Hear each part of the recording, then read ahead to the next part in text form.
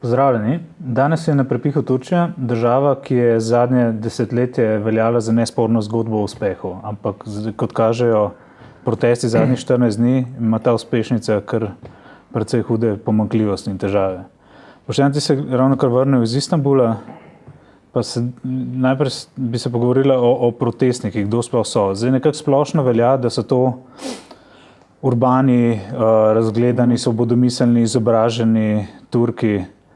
Ampak nekako sem iz tvojih prispevkov razbral, da je vseeno ta spektar ljudi, ki so na ulicah, vseeno širši. Tam je videti tudi starejše ljudi, odvetnike, različni poklici, različne generacijske. Nedvomno, Gezi park in Taksim, ki sta nekako praktično sestavljena skupaj, nista povsem enotna zgodba, kar se strukture protestnikov tiče. Res je, da moramo po mojem najprej povedati, da se pogovarjamo na dan, ko je turška policija praktično začela čistko na Taksimu. In da protesti in celotna zgodba prehajajo v neko novo fazo, ki je ekstremno nepredvidljiva. Tako kot so bile nepredvidljive Erdoganove reakcije v zadnjih. Ampak če se vrnemo k protestnikom, vsekakor, jedro je, zdaj to že praktično kliširati v teh protestih, mladi, izobraženi, artikulirani, moderna Turčija, kako nekateri pravijo, ne? Bela in črna Turčija, sekularna Turčija, predvsem dejansko je to res sekularna Turčija.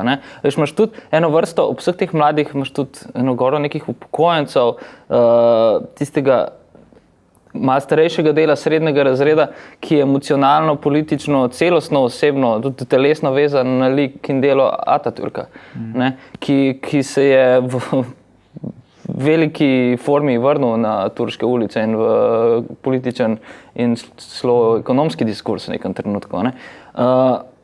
Vse posod so prisotne Atatürkove podobe, ampak ta Atatürkova podoba ima po mojem v Turčiji podobno vlogo, kot ima vlogo zastave, ali pa imela vlogo zastave konec koncev na egiptovskih protestih. Je nek močen simbol in izraža izključno željo po temu, da se ne dotika tisto, kar je začel Erdogan delati, neposredno posegati v življenje ljudi. In to tistih ljudi, ki so v bistvu najbolj so zelo pomagali zgraditi to zgodbo o uspehu. Srednji razred, ki se je sicer močno utrdil v zadnjih 10 letih v Turčiji, je po mojem ključno tudi prispeval k ekonomski rasti. In kar je zelo pomembno, za razliko tudi kakšnimi drugih protestih, ki smo jih spremljali v zadnjih 2-3 letih, v Istanbulu na ulicah niso, uporabim besedo, žrtve. So ljudje, ki niso na ulici zaradi socialno-ekonomskih razlogov. So iz čisto političnih, hkrati pa iz boja, nekega svobodomiselnega boja za zaščito, nečemu klasičen diskurs za človekovih pravic, ampak čisto intimnih pravic. Od tega, da greš lahko na pivo in da lahko svojo punco fanta poljubiš v javnosti. Zelo preprosto. Kakorkoli to zveni mogoče malo premalo za neko politično analizo, je pa dejansko ob parku bil to vzvod za mobilizacijo. Seveda s socialnimi omrežji vred. Zanimate me predvsem dve kategoriji protestnikov. Kako ti vidiš njihovo vlogo? Eno so sindikati, ki so v Turčiji kljub neoliberalnemu razvoju še vedno precej močni in so dodali neko vrednost v bistvu tako v številkah kot v vsebini tem protestom. Po drugi strani pa opozicijski stranki. Ker opozicijski stranki moramo vseeno povedati, da ena je kemalistična, ampak tradicionalno nazadnjaška kemalistična in druga je nacionalistična. In to nekako ne gre skupaj z tem, da bi za protestnike, ki jih opisujemo kot svobodomiselne, liberalne in tako naprej. Kakšna je njuna vloga? Minorna. Mislim, da si ravno Erdogan in njegov ožji krog želi, da bi bila ta vloga bistveno večja, ker potem bi, kot so se že pogovarjali, nagovarjal predvidljivo, nagovarjal tisto, kar pozna. Nasprotnika, ki ga pozna. Ulica je zavrgla, te koncepte, se distancira in to, statistično dokazano distancira. 70% ljudi v tem trenutku ne podpira, ki so na Taksimu. Neka prijateljica iz Turkish Policy Quarterly je skupaj s svojimi sodelavci izvedla raziskavo na terenu. V bistvu zavrača vse obstoječe, recimo opozicijske politične opcije, ob seveda vladajoči. Kaj pa sindikati? Sindikati so se priključili v drugi fazi in imajo nekako tako muslimanska bratovščina v Egiptu, samo brez ideologije. Sindikati na ulici dajo, kot vedno in posod, to vemo tudi zelo dobro, Sloveniji maso. V tem trenutku pa ne dajo veliko vsebine zaradi že prej povedanega ključnega momenta. Te protesti niso socialno-ekonomski. Sindikati pa vedno nosijo bolj na socialno-ekonomsko sporočilo. Prav, če gremo zdaj naprej k motivu. Protesti so se razvili iz nasprotovanja urbanističnemu projektu v parku Gezi, s tem, da je to recimo samo en del nasprotovanja. V bistvu, ljudje so nasprotovali, tudi če gledamo samo ekološke pomisleke, temu hitremu razvoju, ki ga je vlada zagovarjala, neupoštevanju njihovih pomislekov glede tretjega mosta na Bosporju, tretjega letališča v Istanbulu, drugega Bosporja, megalomanski projekt, ki ga ima nekateri ideji, gradnje jedrskih elektrarn in tako naprej. Ampak v bistvu gre še za širše, gre za nasprotovanje tej vedno bolj avtoritarni politiki in islamizaciji, kot se že omenja. In popolni aroganci, ki izhaja iz tega. V bistvu Erdogan je v nekem trenutku, spet citiram svoje sogovornike, prebivalstvo začel razumevati kot enega izmed svojih objektov. Pozabil je, da gre za subjekte. In tisto, kar se zdaj dogaja, kar je ključno na ulici, je to, da pač ljudje sporočajo, tukaj smo, slišite nas, in slišalo se jih je na tak ali drugačen način. Pa v bistvu je tako, halo, ne moreš kar tako. Mi smo tudi tukaj, ne moreš kar graditi, ne moreš se pozidati, vendarle kle živi 80 milijonov ljudi, vendarle se nagovarjaš fizično živo tkivo in vprosti, v nekem trenutku te bomo poprobali na kakršen koli način že ustaviti. In v bistvu je postalo osebno. To je zelo ranilo Erdoganov ego, ki je bil v zadnjih 10 letih vajen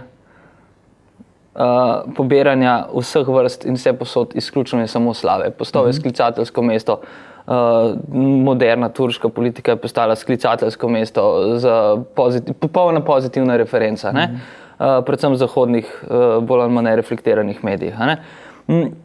In se je okužil s tem človek. Ne samo nekateri njegovi bližnji svetovalci, ki so ga v zadnjih dneh poskušali, po mojih informacijah, držati nazaj, se tega zelo dobro zavedajo in vejo, koliko je to zares nevarno.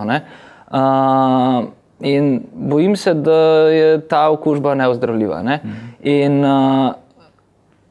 tudi, bi rekel, raven nasilja v odzivu kaže na to, da gre za nekaj zelo bolanega. Vseeno se mi zdi pa v bistvu pomembno poudariti tukaj, sploh v tem, ker nekateri mediji delajo zelo hitre primerjave med padlimi arabskimi diktatorji in Erdoganom. In se mi zdi zelo pomembno v bistvu tudi tukaj poudariti, da je ta naraščajoča avtoritarnost vseeno proces, da je tukaj Erdogan in AKP, se pravi Stranka za pravičnost in razvoj, ki so prišla gor leta 2002, uvedla neke prodemokratične reforme in sledila v bistvu nek to, ki ga je podpiral tudi ta liberalni, sekularni del Turčije. Kar me je zanimivo, vsaj moji sogovorniki pravijo, da do Turški so mi govorili v bistvu, da je tukaj do preloma prišlo nekako leti 2007-2008.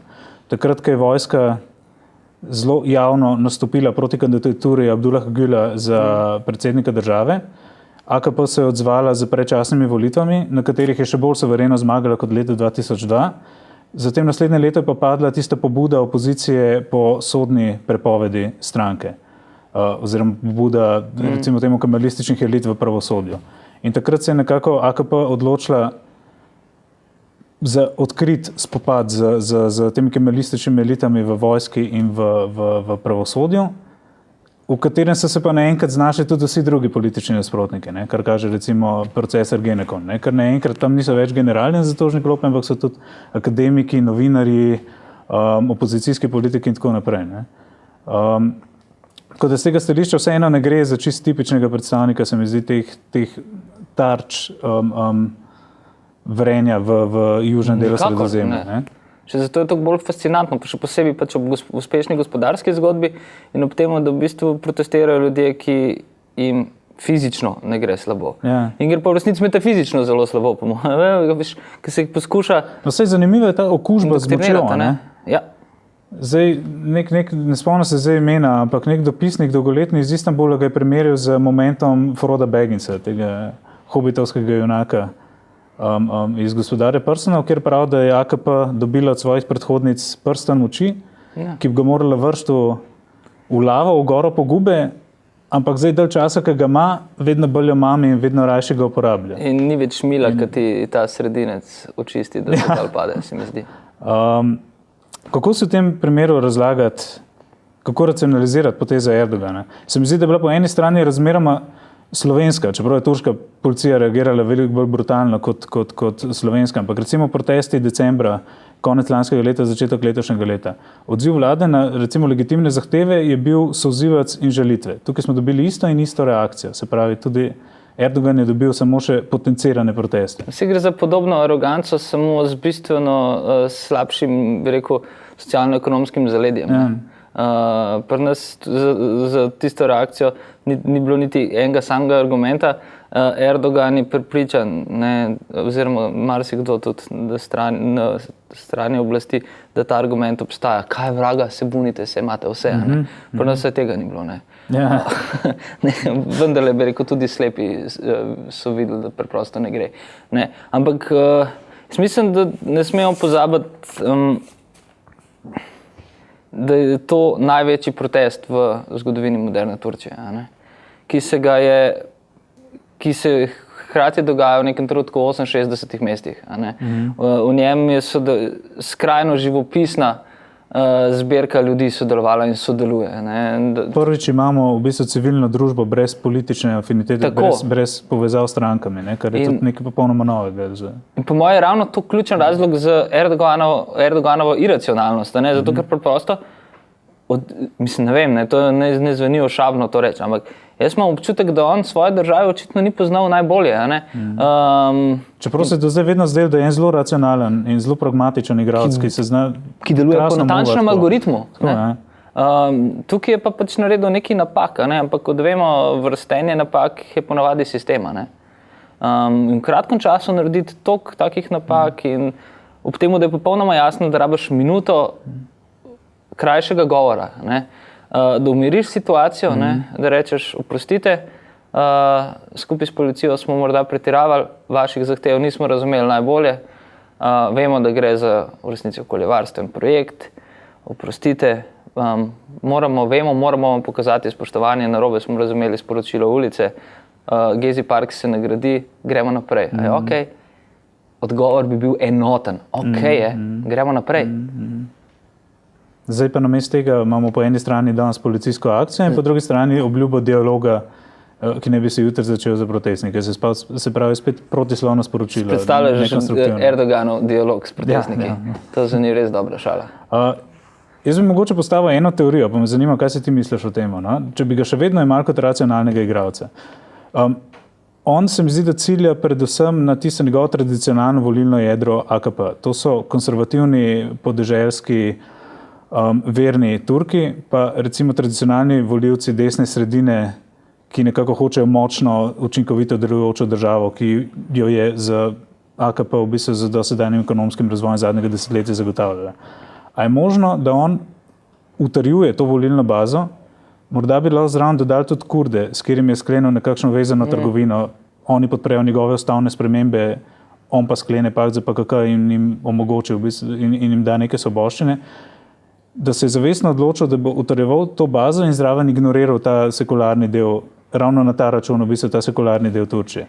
To je zelo možno, sem je naprej obsojeno na hude težave. Ker Turčijo čaka, to sem pozabil dodati, Turčijo čaka zdaj volilni maraton. Naslednje leto ima najprej spomladi lokalne volitve, zatem referendum o ustavnih spremembah, kjer nekateri ciljajo na to, da bo poskušal uvesti predsedniški sistem, kjer bi sam zamenjal vlogo z Gülom oziroma šel na močnejši predsedniški položaj, nekoga drugega prepustil na premierski. Zatem so isto leto še prve predsedniške volitve neposredne in potem še 2015 parlamentarne volitve. Ampak vseeno je igra precej tvegana, tudi če se je za kaj takega odločil. Mislim, glede na kazalce, glede na to, kako mu je šlo vse v prid, ni potreboval nekega velikega manevra. In nepotrebnega zaostrovanja, ki se jo gre. Očitno je v tej moči, zaslepljenosti moči šel na neki ravni korak predaleč in se je stvar radarsko sprožila. Nekateri sicer pravijo, da poraz AKP izguba absolutne večine, ki uživa že 10 let, je praktično nemogoča, dokler se ekonomski kazalci ne bodo začeli spuščati. Ampak to zdaj ni več tako sigurno, ne, po teh 14 dnevih. Pa niti ni tako, karkoli neumnega Erdogan reče v javnosti, za 4 do 5% pade stvarno borzi, stanje borze. Ampak mogoče, veš, po tej logiki, danes smo pa rekel nekaj neumnega, fantje, prodajte, pa pol spet kupite, ali pa karkoli še. Ampak to je popolna špekulacija. Ne smejo po mojem pozabiti na serijo tukaj, na logiko nikakršnih težav ne bomo imeli s svojimi sosedi. Turčija v tem trenutku geostrateško ni tako udobno usejana, kot je bilo recimo pred 3 leti. In tudi recimo te mirovni dogovor s Kurdi je na zelo trhlih tleh.